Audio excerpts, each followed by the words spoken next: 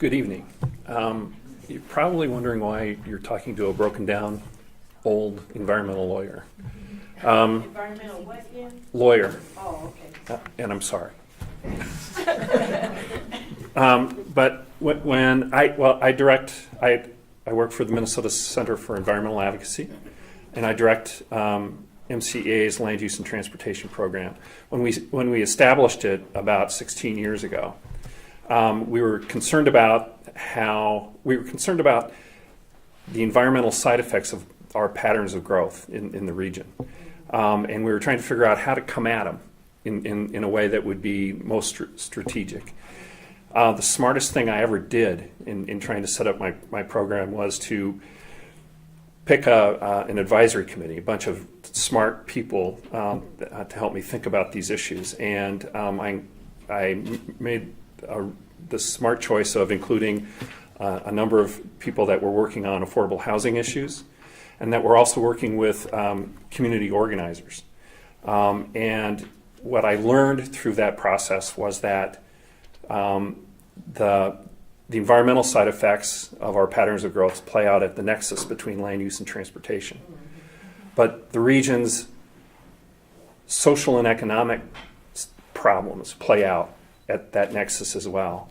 So what we learned was that, if we were concerned about growth at the urbanizing edge and what that was doing to the remaining natural areas in the region, that's the same policy that was resulting in disinvestment in the central cities. Once we could make that kind of connection, we started seeing all kinds of new partners that we could work with. And we've carried that over in the work. A lot of my work deals with trying to, or revolves around transit-oriented development. So a lot of my time is spent trying to figure out how to fund the T of TOD, the transit, as well as to influence the shape or form of the D, the development of TOD. And each one has effects that play out in terms of equity outcomes. And I just want to start by saying that it's the most important thing, and it's already been mentioned, but I'm going to hit it again, is that you can fight a long, bloody fight in legislative committees, with city councils. We can do it in the courts, and as lawyers we litigate as well. But and you can get something established, but if you don't get it adequately and sustainably funded, you've lost the battle, or you've set yourself up to lose the battle in the long run. And so you have to keep in mind that, what's the difference between no policy and a policy that you've established but that isn't funded? And the answer is there's no difference at all. It's just as a quick example, a budget example, we worked very hard to try and figure out ways of providing additional funding for different aspects of transit-oriented development, not just the green and gray infrastructure that would be necessary to help push along transit-oriented development, not just streetscaping and some greenscaping and nice lights and benches and stuff like that, but some of the social programs that are also important to put into place. And what ended up happening is that for a number of different reasons, we were able to get only a gray infrastructure funding mechanism. And it was set up so that it was going to be funded by general obligation bonds at the state level. Sounded great. It was a first step. We could at least kind of move down the road with that kind of funding. The problem was they never authorized any bonds for the program. So the thing sits in statute. I mean, the language is there. It's been there for 8 years probably now, but it's never ever been funded. They've gone through all of the motions of designating transit improvement areas and talking about what they might want to do, but there's no funding. And so it just sits and doesn't help in any way. So what's really, really important is the funding side of these kinds of decisions. If you remember back in, well, if you're as old as I am, and you remember back into Watergate and how it brought down a president, you know that the reporters that were working on the issue for the Washington Post had somebody on the inside at the FBI that they would meet every once in a while in a parking structure. His name was Deep Throat. That's what they called him. And his admonition was always the same: follow the money. Follow the money. You follow the money, and you'll figure out how all this works. So, having set that stage, I'm just going to give you two quick examples. One is sort of a fiscal bit of inside baseball, and the other is a little better known. The inside baseball one, it relates to a fight back in 2011 as the budget was going to go into, the government was going to go into shutdown. There was a huge fight over all of the different funding mechanisms for all the different things that the state provides. And part of that fight, the one that I was involved in, dealt with how the Metropolitan Council was going to pay for Metro Transit. And there are a number of different funding mechanisms, and they all kind of tie together, and they have different kind of equity considerations behind them.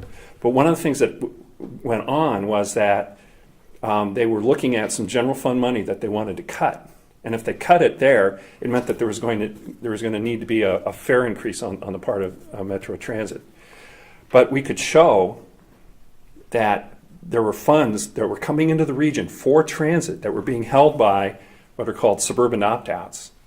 And they were just banking the money. They weren't spending it, they were banking it. And the legislative auditor's report came out and said, well, you should at least have them spend it down to a certain level. They should be able to have some kind of a capital account, but they shouldn't have all of this money. That's how they got Wi-Fi on their buses, isn't it? That and other things, yes. Actually, well, no, I'll talk to you about that later. But there was a big difference between the buses that the suburban opt-outs have and the buses that are running in the urban areas through Metro Transit. There's a very big difference. And we pushed on, we worked through some of our Democratic allies in the legislature, and we had a whole bunch of arguments for what they ought to try and do in order to avoid having to do a fare increase. Because if you looked at the progressivity or regressivity of the different funding mechanisms that are used to pay for transit in this region, there are some good ones, there are some bad ones, but all of them are better. That is to say, more progressive or less regressive, however you want to say it, than fare increases. And so we were trying to prevent that at all costs. We threw all kinds of ideas at our allies. They threw them at the Republicans who were in control at the time. And the only one that stuck, and the only one that actually worked, was spending down those capital accounts for the suburban opt-outs. And only because we knew that money was there. We had dived into the fiscal pool and had swum around and knew where that money was, and we were able to figure it out. And we threw a bunch of stuff at them, and that happened to be the one that worked, which was great. And so we haven't had a fare increase since 2008, and that's good. The last one that I'll mention is the Three Stops campaign for the Green Line. And I worked with a number of community organizations along University Avenue who were concerned that the neighborhoods, many of which were some of the most racially diverse and transit-dependent neighborhoods in the city, were being bypassed by the line.